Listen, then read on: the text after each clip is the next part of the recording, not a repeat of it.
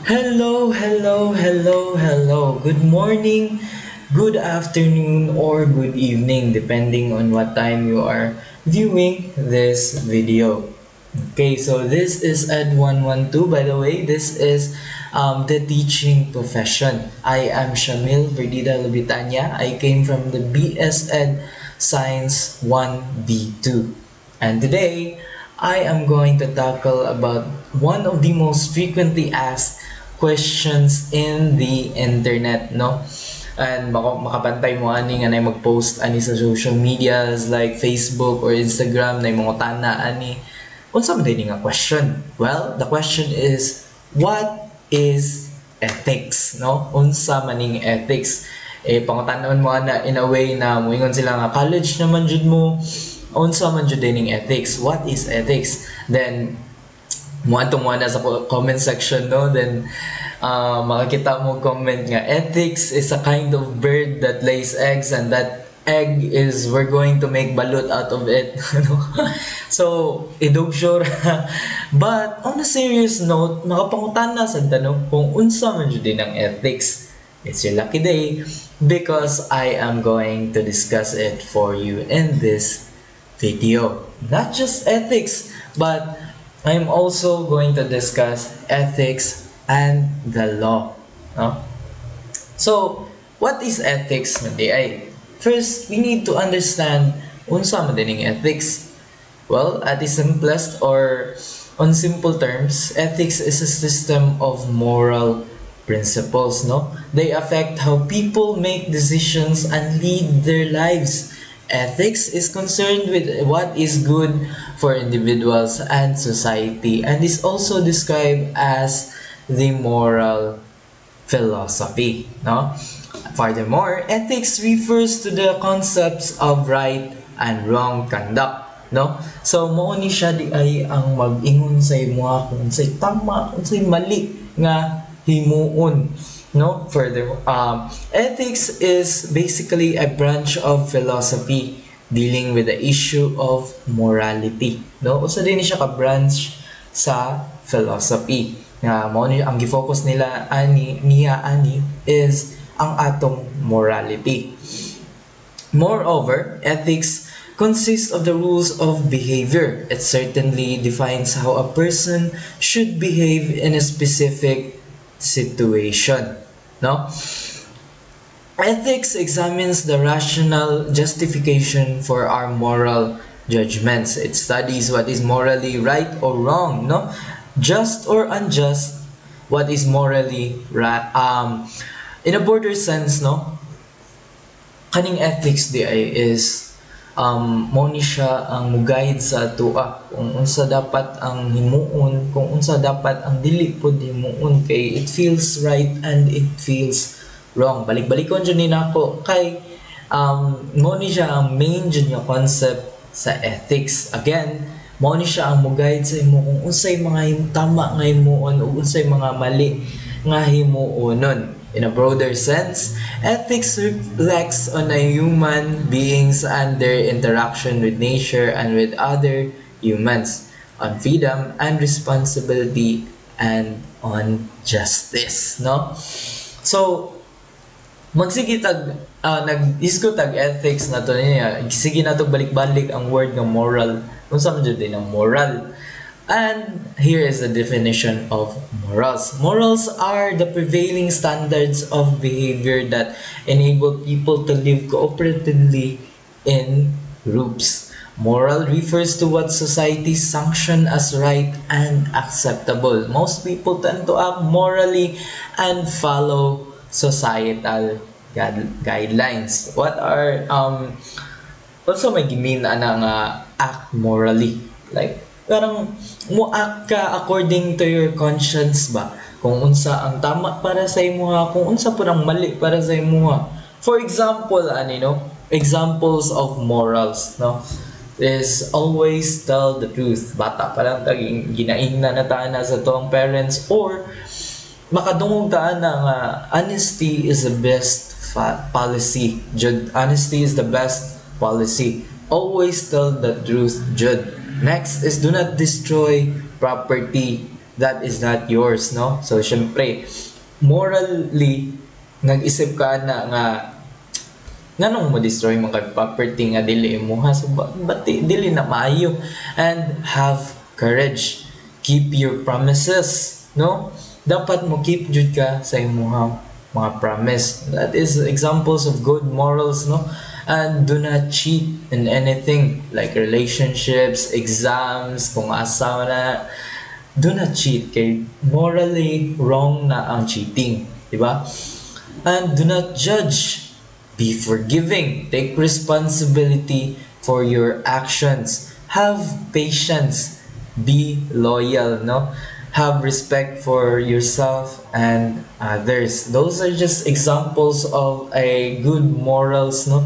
Ang atong morals ang mo ingon sa ato nga maunay tama na himuon, no? And next is, our ethics and morality the same? This is just to clarify pa jud para mas masabtan pa jud nato ang concept aning morality and ethics. So pareha ra ba ni sila? Well, both morality and ethics loosely have to do with distinguishing the difference between, again, good or bad, or right or wrong. Many people think of morality as something that's personal and normative, whereas ethics is the standards of good and bad, distinguished by a certain community or social settings. So again, ang kanina siyang morality and ethics, parihara ni siya mo distinguish sa difference, no, kung unsay tama or mali, or kung unsay good or bad na himuonon. Well, whereas ang morality ko, no, many people think nga personal ang morality or normative, no? So ang morality naa na sa imong individual self, no, kung unsa imong giisip nga tama or mali, whereas ang kaning ethics kay mao ni siya ang standards, mo din ni siya ang standards sa kung unsay good or bad sa usa ka certain community or social setting. So to further understand more pa jud, no, sa concept aning morality o ethics, tan-aw na to ang difference between ethics and morality. So na ba ni siya kalahian? Well, ethics are the rules you abide by in order to remain within a community or profession. Morals are your personal values that run to the core of your very being. So again, ang kaning ethics, no, kay mo din ni siya ang anang rules nga dapat nimo sundon in order to live or to remain on a certain society or to a certain profession. Kung gusto ka continue ka og live ana nga society, or kung gusto nimo i-keep ang imong profession, you should follow the ethics na giset by that community or by that profession. While kaning morals ko, no, is more on your personal values, your personal views, kung unsay tama, kung mali, run through your very being. Take note of that. Depending on your profession, it's possible for your morals regarding a certain matter to be stricter than the code of ethics for the same issue. Sa meaning ani niya. So, nagadepende sa imong profession ko, no, naiusahay nga mas high standards o standards imuhang moral kaysa sa imuhang code of ethics. Mas strict imong morals, personal morals nimo kaysa imong code of ethics. Unsa may example ani niya? Well, for example, in the teaching profession, no? Arita sa teaching profession, sometimes mas strict ang morals nila kaysa ilang code of ethics. As teachers, you're expected to be role models, di ba? And teachers must follow a professional code of ethics, syempre. This ensures that students receive a fair, honest, and uncompromising education. A professional code of ethics outlines teachers' main responsibilities to their students and defines the role in students' lives. No? So, ang code of ethics day aning teachers is to ensure no nga ang students maka-receive og fair, honest and uncompromising education, or at least mo na ang fair share sa ilang code of ethics. But some teachers will set a greater morals than their code of ethics. Usahay ang mga uban teacher kay mag-set sila og mas grabe nga morals sa ilang kaugalingon that overlaps their code of ethics. Example ani is mag-set sila og moral na dapat mag-dress sila formally on any occasion or every laag nila, no? Like kung naa sila sa beach, no? Teachers, kani nga teacher naa siya sa beach, dili siya mag-beach attire or mag-bikini kay para sa iya is very unethical or very dili daw na mao ang sinuluban sa anang role model para sa iya ha, which is not entirely true, no? Okay, even if you're a teacher, you're viewed as a role model, you gonna live your life also man good.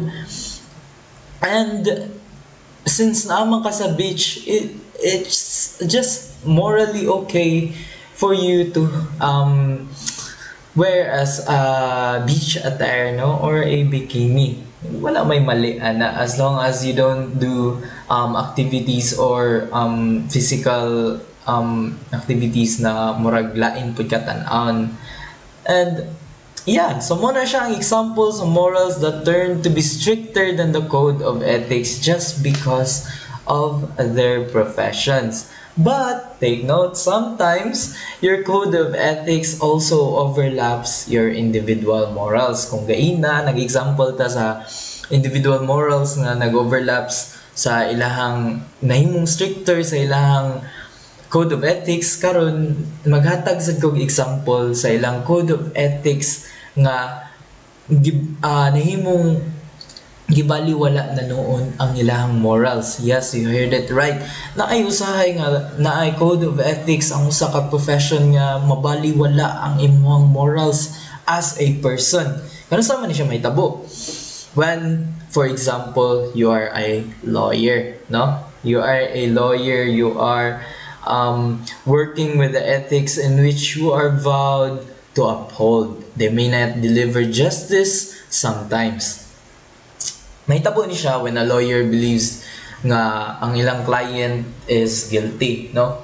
For example, put yourself nga lawyer ka. And of course, naay lawyer nga mo defend sila sa ilang client maskin they believe na ang ilang client is guilty, no? But as a defendant, kinahanglan nila i-defend ang katong client, no? They will do their best to defend their client para ma-prove lang siya nga dili siya guilty, but on your own morals is guilty jud siya. But mo ganito sa tungod sa imong job or sa imong profession, nakuan hinuon na baliwala ang imong own morals. In this example, the difference between ethics and morals is clear, no? Makakita na kita nga clear. But in order to perform our duty as a defense lawyer, you must defend your client despite your personal morals, no? And I hope tungod ato nga mga examples o tungod ani nga mga definitions is kita na mo sa kung unsay difference sa morals of ethics, no? Although in a kanang broader way is pareha lang gid na sila. Just naalam jud sila gamay nga kalahian, dili or siguro dili gid gamay, pero ang serious on a broader sense pareha ra jud na sila jud mo distinguish kung unsa ang good or bad habits or kung unsa ang tama or mali nga himuon nun. Next is ang laws, no?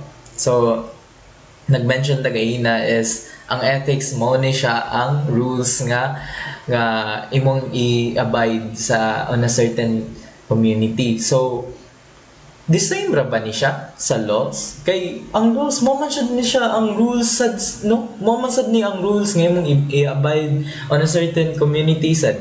So here it goes.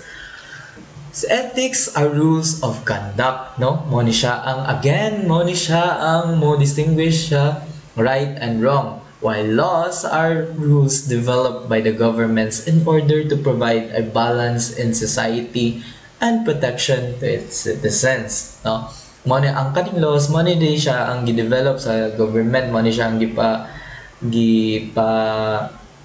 say tawag ani sige, gi-develop na lang, di mo work. Gi-develop sa government ya, tapos dili mo work. In order para mo kanang mabalance ang society, no, di wala kay bad and wala kay bad yung mga hitabo, no. Para rasad ni siya maprotektahan ang citizens sa usa ka community. Ethics comes from people's awareness, no, and what is right or wrong again.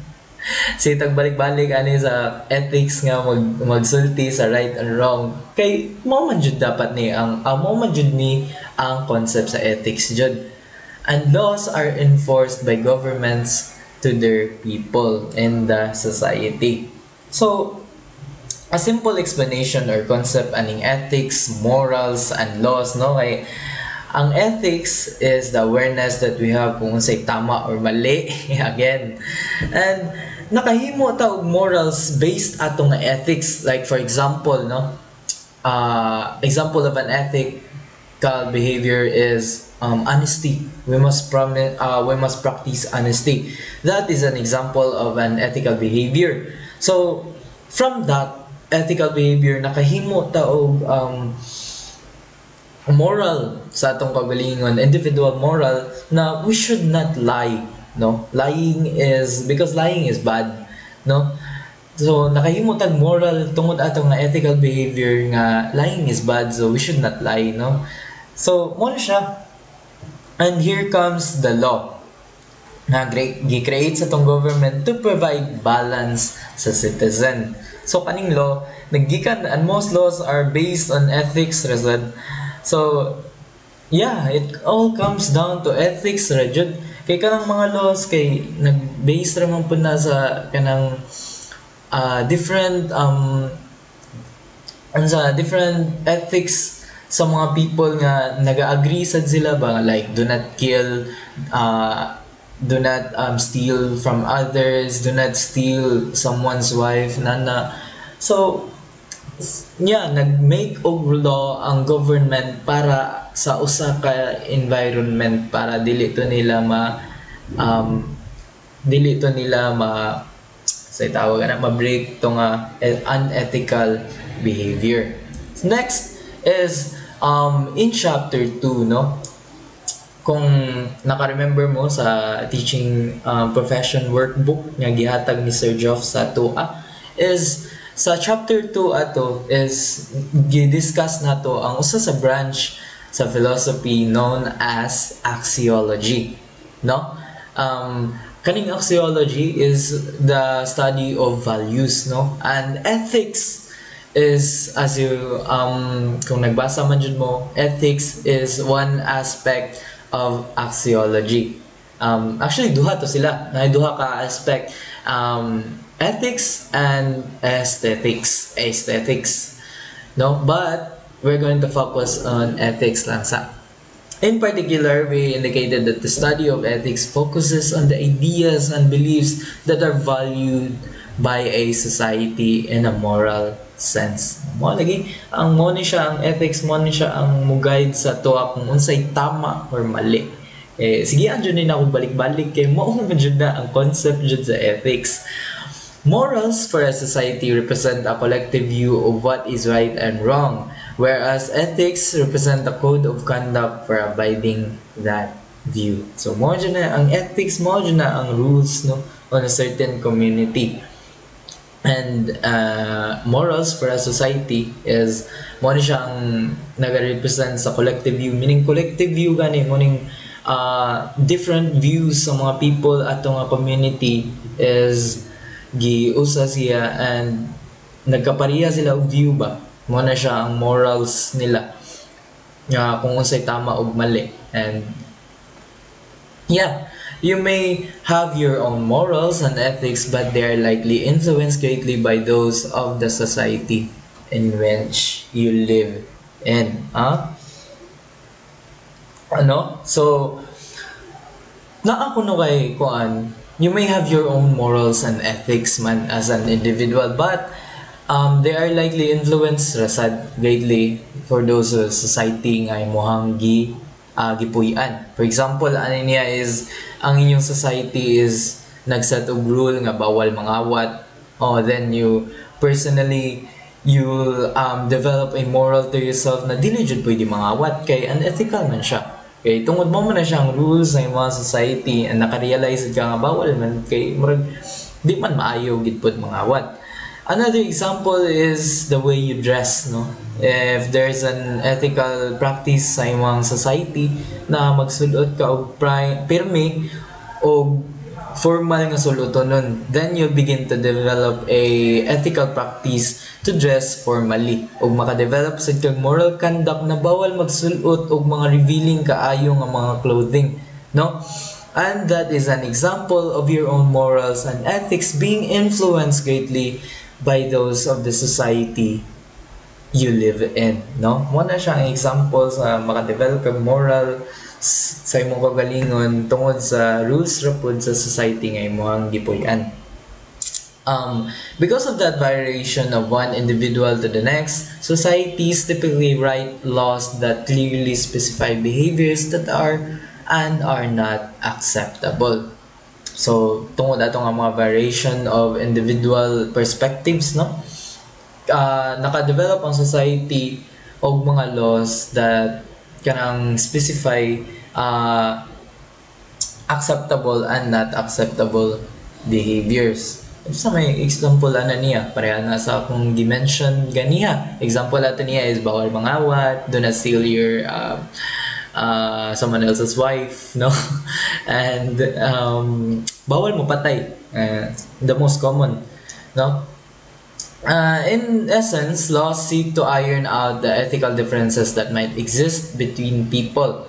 Laws does not mandate you to accept the social version of appropriate behavior, but you are expected to abide by that version if you are to live in that environment. Okay, so for all people, you have some sort of ethical standard, some code of ethics guides their behavior, particularly in social sense, no? So unsa may example ano niya kanang ang law kuno does not dili man mo pugos ang law sa imuha nga mo abide ka mo sunod ka sa or dili ka pugson sa law nga what do you call this, dili ka pugson sa law nga musunod ka sa law. Dili ka pugson nga musunod ka sa law, but if you're to live in that environment, you are expected to follow that law, no? So next is for teachers, this is an even more important matter because morals, ethics, laws are prominent part of their work and their lives of every day. So nga naman nga kuan, for teachers this is even more important because morals, ethics and laws are the prominent part of their work and their lives away from work every day, no? Nga naman kaha, because teachers are expected to be a role model for everyone. So for a teacher, you have to have a clean and good morals, a strong code of ethics, and abide by the laws of your community. Even if you're not working, no, as a teacher, bisag wala ka trabaho, they are still viewed as a role model, so they must maintain good image at all times, no? So ethics day is nagagikan ni siya from the Greek word ethos, which means characteristic of way of acting, which includes cultural mannerism, religion, politics, laws, and social aspirations of a group of people revealed in number 1, man's ability to distinguish between good and evil, right and wrong, and moral and immoral. So magbalik-balik kita aning ability nimo to distinguish or ability nimo para makatel ka sa difference between good and evil, right or wrong, or kung unsay moral or immoral nga conduct. Number 2, man's obligation to do what is good and avoid evil. So kaning ethics mo ni siya ang obligation sa usa ka tawo to do what is good and likayan kung unsa ang dili ang mali.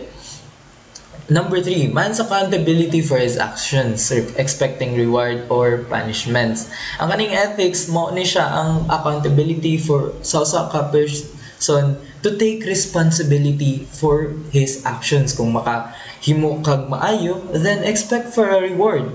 Or kung makahimo man kag dili maayo, then expect for a punishment. Well, another definition of this is of the ethics is the science of morality and human acts, the study of human motivation, and ultimately of rational behavior. No, this is a science of morality. No, morality of human acts. Morality is the ability to distinguish right or wrong. Again. And another definition of ethics is it is essentially a relation to oneself, to a fellow man, to others, the environment, or to one's colleagues or associates, the sole purpose of which is to promote and realize the good due to oneself, the other, to humankind, and the environment, or to the supreme being. No, unsa man yung supreme being ang gimina ni, which ang supreme being na gimina ni is the one and only God. No, God na to as Christians. And okay, so next is the kinds of ethics and their components. So nanata diri no. First is the personal ethics. Unsa man ni siya di ay? A relationship to oneself to promote, maintain, and protect the good of the person in question. This good includes physical, intellectual, emotional, and spiritual kinds of as the values of intelligence, cleanliness, good manners, gratitude, cheerfulness, sympathy, and quietness, diligence, and etc. So, unsa man ni siya? Personal ethics are ethical principles that a person uses when making decisions and behaving in both personal and professional settings. These ethics influence various aspects of a person's life. So personal ethics from the word personal, no? And help individuals to develop their work of ethics. Personal and professional goals and values. Individuals use their ethics to determine between right and wrong again and influence how someone behaves challenges on a challenging situations. Each person's code of ethics varies, but many people share common ethics such as honesty and respect. So again, personal ethics from the word personal, ang imong kaugalingon nga ethics. So each person nakita yung mga kaugalingon natong ethics. Next is the Ari sa data sa examples of personal ethics. Well, one example of personal ethics is honesty, no? Many people view honesty as an important ethic. This ethic transfers from individuals' personal life into their professional life and ensures they are truthful in all scenarios. Next is loyalty. Loyalty is another common personal ethic that many professionals share.